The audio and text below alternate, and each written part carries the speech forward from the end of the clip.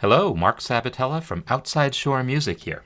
In this video, I want to talk about how you can use counterpoint, just a little bit of counterpoint, to create some additional interest in your vocal harmonies. And so I'm looking at a melody here, a very familiar melody you're going to recognize as soon as you hear it, that I have harmonized by basically taking every single melody note and giving the harmony a note a third below it, keeping the same rhythm, just adding notes a third below, or some other interval that seems like it might fit the chord better. A fifth below sometimes, a sixth below sometimes. So let's go ahead and listen to this, and there's nothing wrong with this. This is a fine, simple vocal harmony.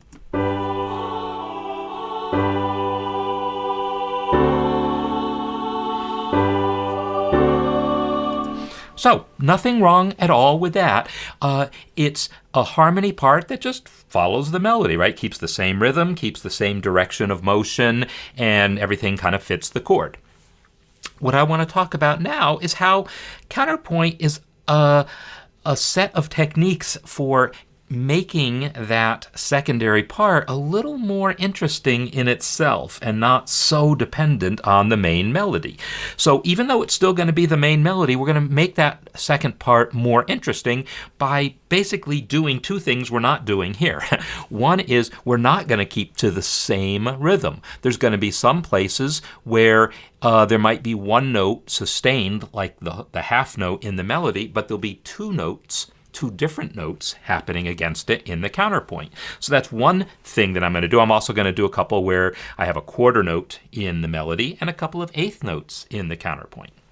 So that's one thing I'm going to do different. This is called second species counterpoint, the technical term there, when you put two notes against one like that. The other thing I'm going to do is, instead of always having parallel motion where the direction of the harmony follows the melody. When the melody goes down, the harmony goes down, and when the melody goes up, the harmony goes up, etc.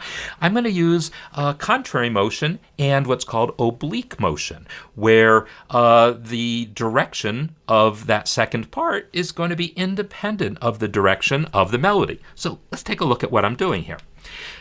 The melody here still goes down a couple steps, but the harmony immediately leaps down and then starts to step up. That's contrary motion. And we've got a couple of eighth notes against that quarter note.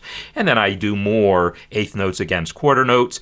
That second measure is just three of the same pitches in the melody, but our counterpoint does a nice little interesting little melody there. That's its own interesting melody.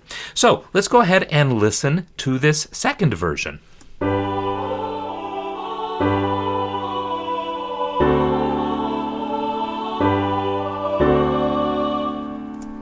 So there you have it.